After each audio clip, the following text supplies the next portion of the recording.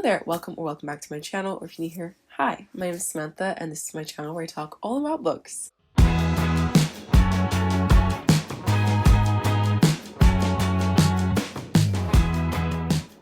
Anyway, today I'm coming to you with a very exciting tag video. Today I'm coming to you with the end of the year book tag. I really love this tag. I've done this a few times before. Kind of similar to the mid-year book freakout tag. It's like a check-in, but instead of doing it in the middle of the year, it's kind of towards the end of the year. Although I have always done it in like November or December, and that is too late because some of these questions like just not applicable when you get to that time of year. So really I think September is the best time to do this tag. And so for once, I'm doing this on time. There are just a few questions about kind of like how your reading is going for the year and your plans for the rest of the year. The last 4 months of the year, any plans that you've got, and really kind of like get your ass into gear to complete everything on time, hopefully. I don't know if it's gonna happen, but we can cross our fingers. So the first question is, are there any books you started this year that you still need to finish? And the answer to that is a yes. I do have 3 books that I started at some point this year and I have not finished them, and I would love to before the end of the year. Is it gonna happen? I don't know. So the first one, I really hope that I have actually finished by the time this video goes up, but that book is The Bilingual Brain by Albert Costa. This is all about how a bilingual brain works as opposed to a monolingual brain. I find this really interesting, and it's so short. This is literally less than 150 pages. It's 148 pages. I have not finished it, and I'm over a third of the way through. Like, I'm not quite halfway, but I'm over a third. And I feel like it's because for me, with this sort of nonfiction where you have to actually like concentrate a lot, there's a specific mood when I want to read it, and it's like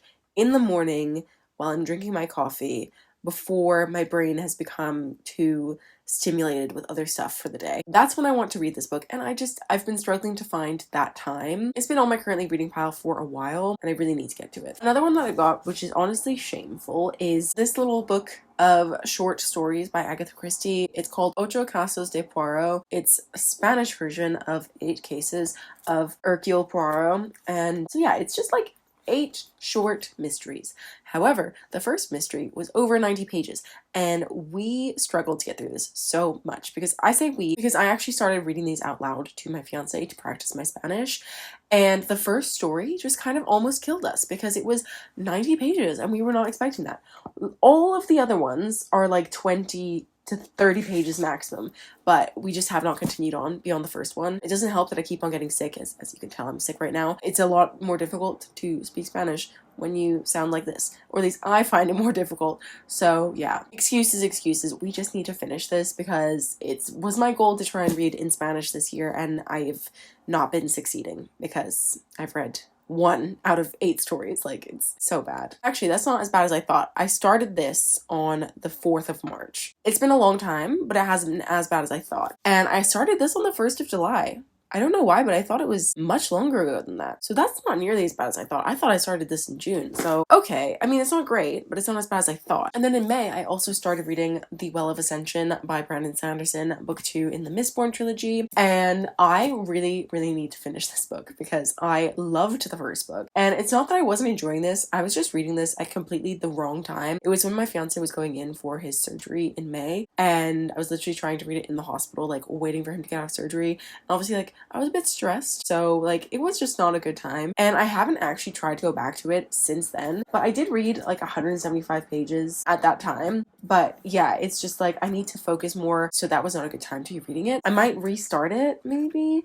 unless I can like reorient myself where I was, but like considering it's been 4 months since I picked it up, like I feel like I should probably restart it. So those are the 3 books that I've already started and need to finish. The next question is, do you have an autumnal book to transition into the end of the year? And I actually have a few. These aren't all necessarily books that I'm going to be reading this year, but these are books that maybe I've read in the past around that time of year, or I've read and thought, oh, that would be a great time for the autumn. So yeah, these are sort of more recommendations for the autumnal season. So the first one I have is The XX by Erin Sterling. I'm sure you've heard about this one because it used to be quite popular when it first came out. This is basically like a witchy, cozy romance book wherein the main character has kind of a messy breakup and she gets drunk and like puts a curse on her ex-boyfriend, but she doesn't realize that it's actually working. Like, she kind of thinks that she's just doing it like as a joke, like not seriously, like she's just being drunk drunk and stupid, but she accidentally puts a curse on him. And then it's been 10 years and he comes back into town. And every time he tries to do magic, everything starts to go wrong. So she kind of has to try and help him out and get rid of this hex that she accidentally put on him. I thought it was so much fun and I loved it. I gave it 5 stars. It was one of my favorite books of last year. I'm actually planning to read the sequel, The Kiss Curse, this autumn. Another one, which I think I read during the summer, but I think it would be a really good autumnal read. I am actually kind of planning to read it this year, is Nevermore by Jessica Townsend. This book is just like so cozy and whimsical and I loved it when I read it. I can't really remember what happened, but I've been meaning to reread this first book and then continue on with the series for the longest time. And I think that autumn would be a really good time for it. Like, there are lots of like umbrellas and things throughout. And if you know anything about England in the autumn, it's like so rainy.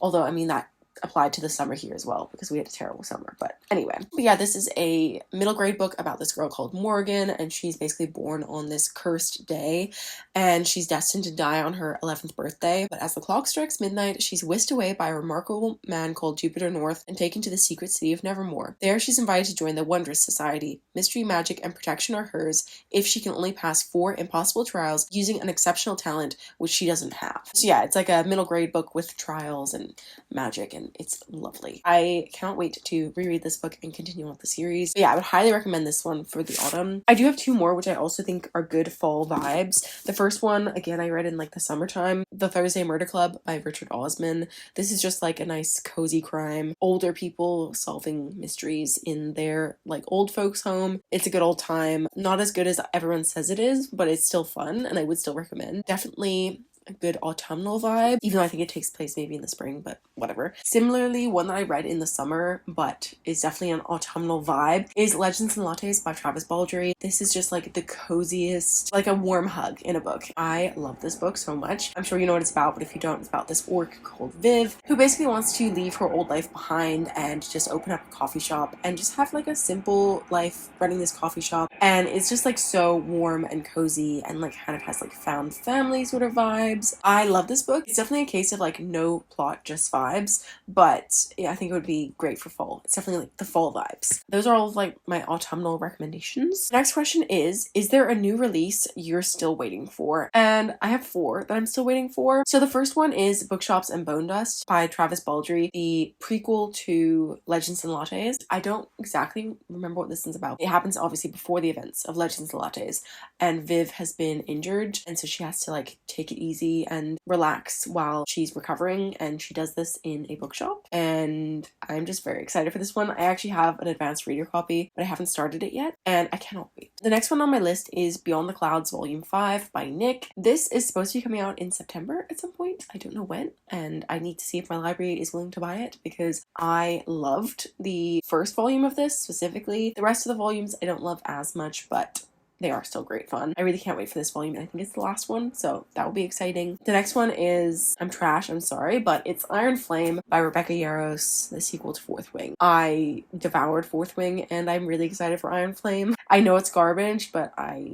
love it, so I'm really excited for that one. And then another one I have is like a Freaky Friday type of situation. It's called Woke Up Like This by Amy Lee. I mentioned this in my mid-year book freakout tag, but this doesn't actually come out until the 1st of October in the UK, so I'm very much looking forward to this one, and I think it sounds really fun. So yeah, that's another one. The next question is, what are 3 books you want to read before the end of the year? I always find this question like a lot of pressure because I mean, obviously I want to read loads of books before the end of the year, but to choose just 3 is like, I don't know, it's a lot of pressure, and then I never ever read them, but I really want to because I also put these in my mid-year book freakout tag, or 2 of these I put in my mid-year book freakout tag, so I just have to do it. So my first one is Stoneblind by Natalie Haynes. This book is so gorgeous, and I got it for Christmas from one of my brothers-in-law, and I just haven't read it yet, so I must before we get to this Christmas, you know? Another one I've got is Shameful. I've owned this since 2020, and I have not read it yet, and I'm ashamed. But that is the 5th season by N.K. Jemisin. I've been meaning to start this for ages, and I've been put off because I don't own the rest of the series, but like, I need to just take the leap and do it, and I can always buy the rest or borrow it from the library. So I must read this year. Otherwise, I'm going to just cry. And then finally, I've actually got like a new addition to my bookshelf. I recently bought She Who Became the Sun by Shelley Parker Chan, and I'm very excited about this one, and the sequel just came out recently, so I need to read this year because I'm gonna be so mad at myself if I don't, so I must. The next question is there a book you think could still shock you and become your favorite book of the year? I'm gonna say no, even though I do think both of these books are gonna be amazing, and also Stoneblind, but like, yeah, I think these books are gonna be amazing. But at the moment, my two favorite books of the year, like, I don't really see how anything's gonna top them. I think it's gonna be difficult choosing between them as well, so I would say no for now, but never say never. And the last question is, have you already started making reading plans for next year? I apologize about the change of quality and scenery. My camera just died and I'm currently filming on my phone, and to film on my phone I had to move into my mom's room. And so the last question was, have you already started making reading plans for next year? And my answer to this is kind of like,